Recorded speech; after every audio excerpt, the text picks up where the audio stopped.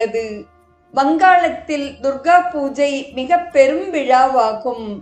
இந்த பூஜா நாட்களில் வெளியூரில் வசிப்பவர்கள் அனைவரும் தத்தம் ஊர்களுக்கு திரும்புகின்றனர். தாய்மார்கள் தங்கள் மகன் மகள்களுடன், மனைவிமார் தங்கள் கணவன்மாருடனும் ஒன்று சேருகின்றனர்.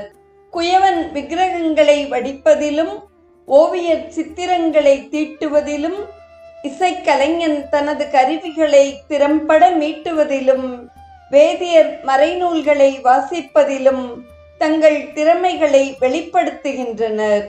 பூஜை நாட்களில் செலவழிப்பதற்கென்றே வங்காளிகள் வருடம் முழுவதும் பணத்தை சேர்க்கின்றனர்.